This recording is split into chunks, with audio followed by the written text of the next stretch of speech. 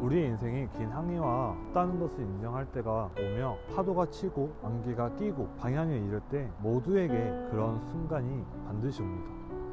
그럴 때 잠시 멈춰서 숨을 고르고 마음을 다시 잡고 은혜를 다시 기억해 주는 곳이 있는데 바로 오늘 함께 머물고 있는 감사의 섬입니다. 오늘 항해의 길 가운데 잠시 감사의 섬에 머물면서 한 해 동안 하나님이 우리에게 얼마나 많은 은혜를 주셨는지를 되돌아보고 그 은혜를 감사로 고백하는 모든 예배자들이 되기 간절히 소망합니다. 여러분, 오늘 메시지를 들으시고 나서 2025년 한 해 동안 하나님께 감사한 일이 무엇인지 노트에 적어봅시다. 올 한 해 동안 참 많은 은혜가 있었구나 라고 느끼시는 분들이 많을 것입니다. 그런데 우리 삶에 감사의 제목이 자꾸 나오는데, 감사의 제목은 자꾸 들어오는데 왜 우리 삶의 감사는 자꾸만 빠져나갈까요?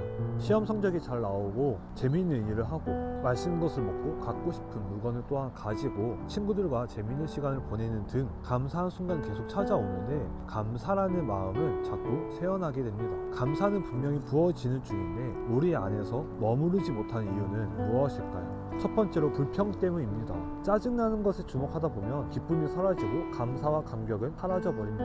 아름다운 자연 대신에 너무 더운 날에 덥고 추운 날엔 추워서 불평하고, 건강을 주신 날이 많은데 수많은 사건과 사고로 불평하고, 사랑하는 가족을 수쳤다는 것에 집중하는 것이 아니라 가족들이 주는 상처와 가족 때문에 해야 하는 수고에 짜증이 납니다. 감사의 제목 대신 불평의 제목을 찾아 헤매입니다. 불평이 이기면 우리 마음속 감사는 작아지고 우리의 항해는 길을 잃은 배처럼 어디로 가는지 모르게 되고 맙니다. 결국 하나님이 원하시는 방향으로는 갈 수 없습니다. 오늘 바울은 항상 기뻐하라, 쉬지 말고 기도하라, 범사에 감사하라.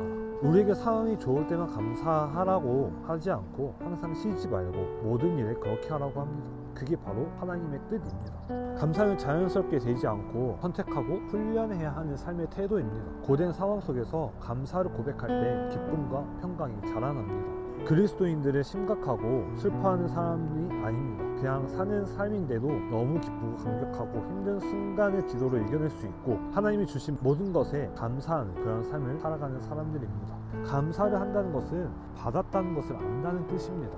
하나님의 은혜 안에 머무는 삶이 때문에 가능한 것입니다. 그러면 구체적으로 감사 어떻게 하는 것일까요? 성경은 우리에게 그 방법에 대해 무엇이라 말하고 있나요? 예수님이 직접 이야기해 주신 것이 있습니다. 누가복음 17장 배경은 예수님께서 사마리아와 갈릴리 사이 어느 한촌을 지나가실 때의 일인데 그곳에는 10명의 문둥병자가 살고 있었습니다. 예수님께서 지나가시는 것을 보고 멀리서 소리치며 외칩니다. 선생님이여, 우리를 불쌍히 여기소서. 제사장에게 가서 너의 몸을 구하라. 이들은 예수님 말씀에 순종할 믿음을 가지고 있었고 가는 길에 병이 다 나았습니다. 갑자기 가는 도중에 깨끗함을 입었다는 것입니다. 도착도 하기 전에 능력이 나타났고 10명은 서로 다른 선택을 하게 됩니다. 사마리아 출신의 한 사람은 예수님께로 돌아가지만 9명은 돌아오지 않았습니다. 나머지 9명은 자기 몸을 보여주려고 제사장에게 또는 가족에게 뛰어갑니다. 예수님은 감사하러 오지 않는 9명을 향해 말씀하십니다. 고침받은 다른 9명은 어디 있느냐?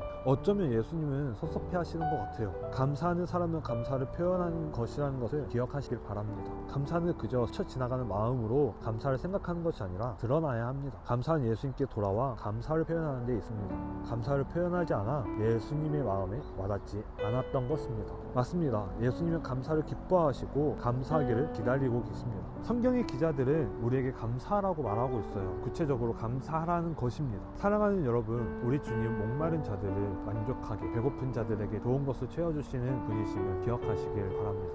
우리 주님은 항상 좋은 것을 주시기에 우리 마음을 표현하는 우리가 되길 간절히 소망합니다. 그러면 우리의 마음을 어떻게 표현할 수 있을까요? 먼저 감사의 기도를 할 수 있는 우리가 되길 부탁합니다. 주님께 직접 아뢰는 것입니다. 이러저러한 은혜로 인하여 감사하다고 고백하는 것입니다. 그리고 주님 앞에 달려가는 것입니다. 그리고 예수를 열어서 주님의 마음에 닿도록 말씀드리는 것입니다. 그리고 감사의 예물에 주님께 나아오는 우리가 되길 간절히 소망합니다. 하나님이 주신 것이니 주님께 드립시다. 말로만 하는 것이 아니라 직접 마음을 표현하며 적은 것이라도 주님은 감사의 대사를 받아주십니다. 중요한 것은 우리의 마음입니다. 정말 가진 것이 없어도 우리 주님은 돈의 양이 아닌 마음의 길을 받으시는 분이십니다. 마지막으로 감사는 은혜를 다른 사람들과 나누는 것입니다. 받은 은혜를 나누는 것, 그것이 진짜 감사의 완성입니다. 성경은 은혜 받은 사람들에게 그 은혜를 너에게만 머물게 하지 말고 밖으로 흘려보내라고 말하고 있습니다. 가진 것을 친구와 나누고 부모님께 나누고 여러분들의 마음을 표현함으로 숨기무통하여 할 수 있다면 가난한 이들에게 물질을 또한 나눠주고 기도하는 일을 시작하는 우리 모든 예배자들이 되길 간절히 소망합니다. 바울은 엄청난 비밀을 우리에게 말해주는데 먼저 하나님이 우리에게 은혜를 넘치게 해주십니다. 감사의 마음으로 우리는 착한 일을 하는데 심는 자에게 하나님은 다시 심을 것을 주십니다. 즉 은혜, 감사, 나눔, 또 감사, 다시 은혜, 이것이 감사항의 순환한 구조입니다. 하나님께 감사를 드리고 그 감사를 나누며 모두가 기도하는 날이 되길 간절히 소망합니다. 한 해의 항해를 마무리하면서 우리는 다시 질문해야만 합니다. 나는 지금 불평이라는 거친 바람에 휘청이는 항해를 하고 있는가? 아니 감사하라는 하나님의 명령에 따라 주님의 은혜의 바다 위를 항해하고 있는가? 때로는 감사할 일이 하나도 없어 보이는 순간이 있을지라도 가진 것을 천천히 세어봅시다. 분명 여러분들에게 주실 은혜와 놀라운 이들이 많을 것입니다. 그저 그것을 줄줄 흘러가게 두었을 뿐 우리는 풍성한 은혜 가운데 살아가는데 이제는 그것들을 붙잡으시길 바랍니다. 사랑하는 여러분, 감사는 기적을 불러오는 문이 되며 감사하는 순간 우리의 인생이 달라지고 그 방향이 달라지게 됩니다. 하나님의 은혜의 바다로 나아가는 길이며 하나님의 도우심과 섭리로 들어가는 놀라운 문이 됩니다. 그러니 바울의 말처럼 기뻐하고 기도하고 감사하라 라는 깃발을 배 한가운데 세우고 새로운 한 해를 향해 나아가길 소망합니다.